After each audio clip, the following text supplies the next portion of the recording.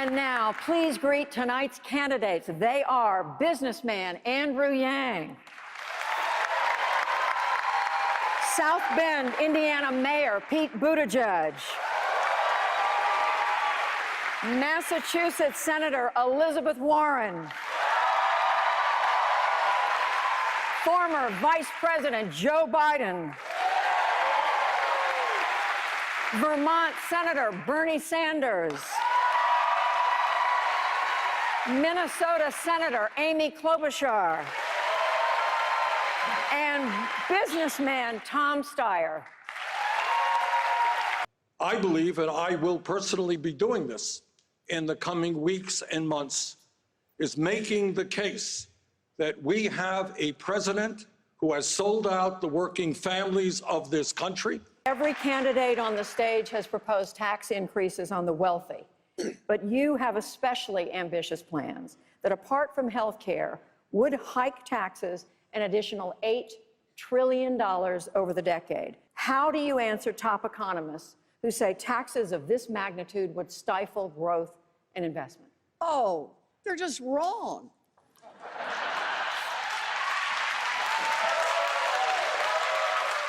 I've taken on oil companies and beaten them on environmental laws. I've pushed clean energy across this country. I've prevented pipelines, and I've prevented fossil fuel plants. But what I know is this: not only can we clean up the air and water in the Black and brown communities where our pollution is concentrated, this is also the opportunity to create literally millions of middle-class union jobs, well-paid, across the United States of America. Our biggest crisis is our biggest opportunity. And if we don't declare a state of emergency on day one, I don't understand how we go to the people around the world to lead the coalition that has to happen and that only America can lead. I want to switch topics to you, Mr. Yang. A new question. The Democratic Party relies on Black, Hispanic, and Asian voters, but you are the only candidate of color on the stage tonight, and the entire field remains overwhelmingly white. What message do you think this sends to voters of color? It's both an honor and disappointment to be the lone candidate of color on the stage tonight. I miss Kamala, I miss Cory, though I think Cory will be back.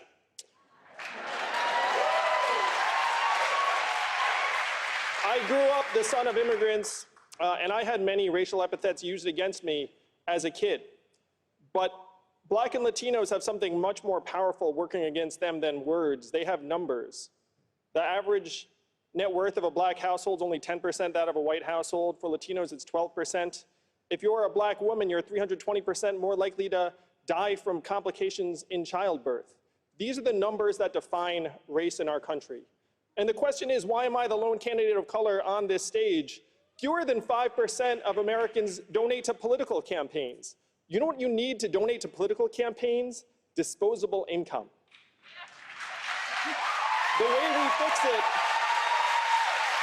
we fix this is we take Martin Luther King's message of a guaranteed minimum income, a freedom dividend of $1,000 a month for all Americans. I guarantee if we had a freedom dividend of $1,000 a month, I would not be the only candidate of color on this stage tonight.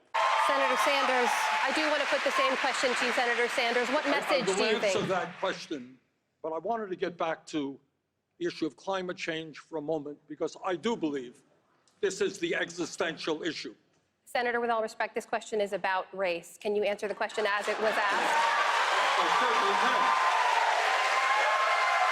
Because people of color, in fact, are going to be the people suffering most if we do not deal with climate change. Is the U.S. on a collision course with China? What steps could you take as president? It's on a collision course with China, but not for war. What we have to make clear is that we, in fact, are not going to abide by what they've done. 1 million Uyghurs, as you pointed out, Muslims, are in concentration camps. That's what they are right now. They're being abused. They're in concentration camps. And what we started in our administration that Trump stopped, we should be moving 60% of our sea power to that area of the world to let, in fact, the Chinese understand that they're not going to go any further. We are going to be there to protect other folks. Candidates. Let's make things interesting. Former President Obama said this week, when asked who should be running countries, that if women were in charge, you'd see a significant improvement on just about everything.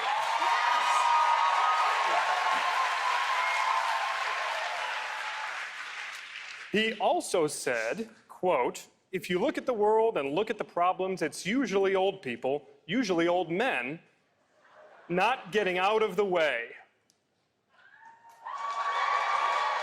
Senator Sanders, you are the oldest candidate on stage this And evening. I'm white as well. Yes. How do you respond to what the former president had to Well, say? I got a lot of respect for Barack Obama. I think I disagree with him on this one. Maybe a little self-serving, but I do disagree. Thank you for asking a woman this question. I think, first of all, we have not had enough women in our government. When I was on Trevor Noah's show once, I explained how in the history of the Senate there was something like 2,000 men and only 50 women in the whole history. And he said if a nightclub had numbers that bad, they would shut it down. The mayor just recently had a fundraiser that was held in a wine cave full of crystals and served $900 a bottle wine. Think about who comes to that. He had promised that every fundraiser he would do would be open door, but this one was closed door.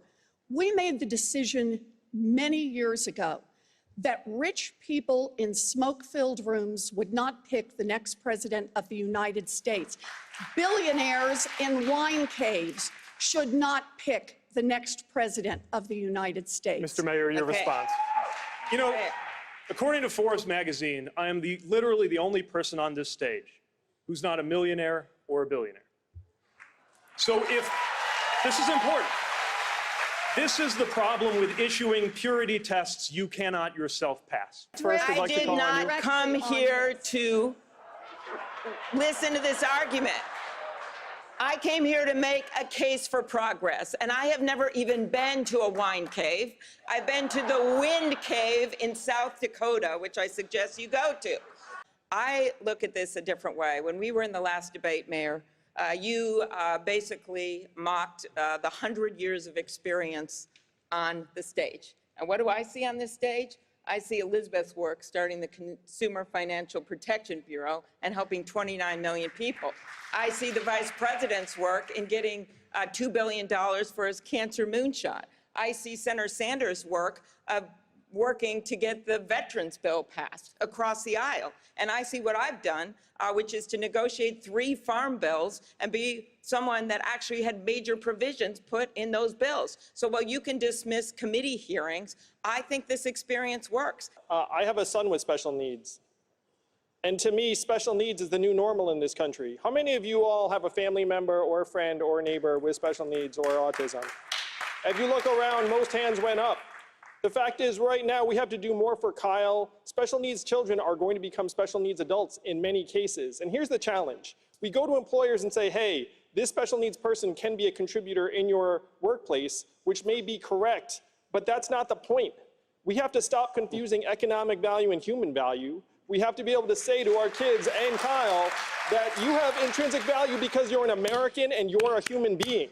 We're going to put a freedom dividend of $1,000 a month in everyone's hands, which is going to help families around the country adapt. And then we're going to take this burden off of the communities and off of the schools who do not have the resources to support kids like my son and make it a federal priority, not a local one, so they're not robbing Peter to pay Paul. Vice President Biden, let's turn now to Afghanistan.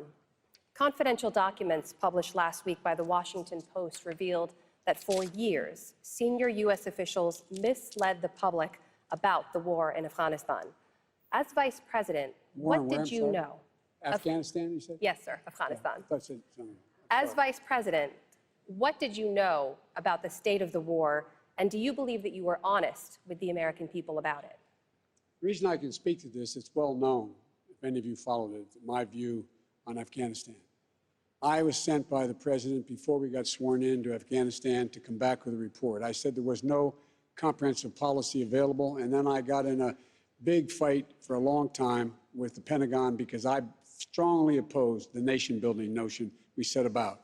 Rebuilding that country as a whole nation is beyond our capacity. Mr. Biden, the question was about your time in the White House, though. And I'm talking about the White House. In that Washington Post report, there's a senior national security official who said that there was constant pressure from the Obama White House to produce figures showing the troop surge was working, and I'm quoting from the report here, despite hard evidence to the contrary. What do you say to Since that? 2009, go back and look, I was on the opposite side of that with the Pentagon. The only reason I can speak to it now is because it's been published. It's been published thoroughly. I'm the guy from the beginning who argued that it was a big, big mistake to surge forces to Afghanistan, period. We should not have done it. And I argued against it constantly. I introduced a plan to build on Obamacare. It remind everybody, 20 million people got insurance, didn't have it before. All people with pre-existing conditions were able to be covered. I could go on. We didn't get all that we wanted. But now that it's been exposed, that taking it away has such dire consequences, I've added to the Obamacare plan the Biden initiative, and making sure that we're able to cover everyone who is, in fact, able to be covered. Hey, put your hand down for a second, Bernie, okay? Just waving to you, Joe. I know. Saying hello. I know. Under Joe's plan, essentially, we retain the status quo. That's not true. No, It is that's not exactly right. true. Thank you. And by the way, Joe, under your plan, you asked me how we're going to pay for it. Under your plan, I'll tell you how we're paying for it right now. The average worker in America, their family makes $60,000 a year. That family is now paying $12,000 a year for health care, 20% of their income. Under Medicare for All, that family will be paying $1,200 a year because we're eliminating the profiteering of the drug companies and the insurance companies and ending this Byzantine and complex administration of thousands of separate health care plans. Senator Klobuchar, I'm going to come to you. My name was mentioned. Yes, I'm going to come to you, but 45 seconds. 45 seconds for Vice President I'm the only guy that's Biden. not interrupted here, all right? I'm going to interrupt now. It costs $30 trillion. Let's get that straight. $30 trillion over 10 years. Some say it costs $20 trillion. Some say it costs $40. The idea that you're going to be able to save that person making $60,000 a year on Medicare for All is absolutely preposterous. 16% of the American public is on Medicare now, and everybody has a tax taken out of their paycheck now. Tell me, you're going to add 84% more, and there's not going to be higher taxes? At least before he was honest about it. Oh, Joe. It's going to increase personal taxes. They're going to be... That's right. We are going to increase personal taxes. But we're eliminating premiums. We're eliminating co-payments. We're eliminating deductibles. We're eliminating all out-of-pocket expenses. And no family in America will spend more than $200 a year on prescription drugs. Okay. Senator Klobuchar. Our plan will save the average worker far more. You have two options. One, a candidate from whom you would ask forgiveness for something maybe that was said tonight or another time, or a candidate to whom you would like to give a gift. And I'm going to start with you, Mr. Yang. Wow. Thank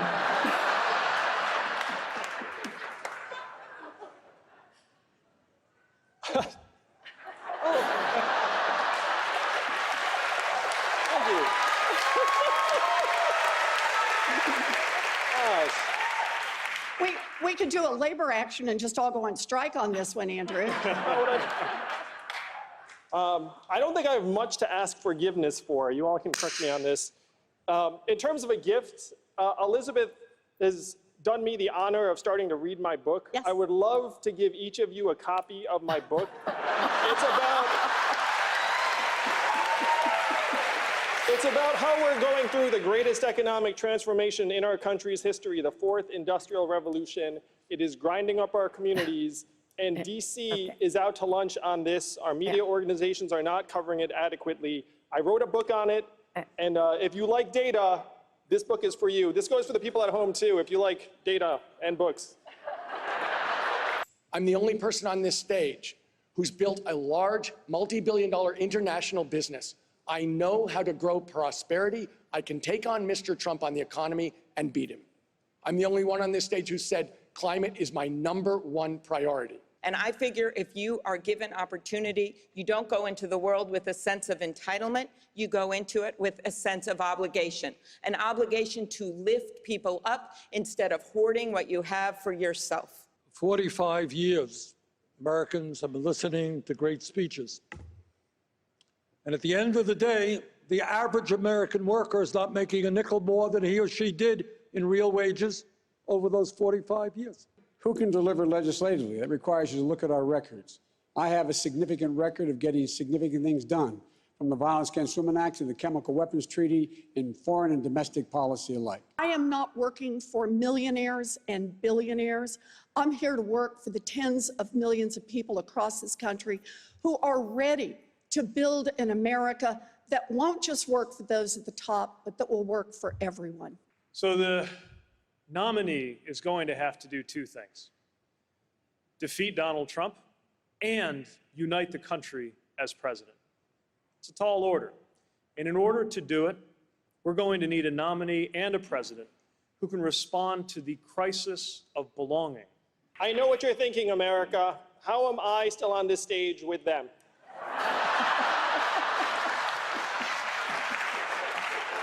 Our campaign is growing all the time because we are laser focused on solving the real problems that got Donald Trump elected in the first place.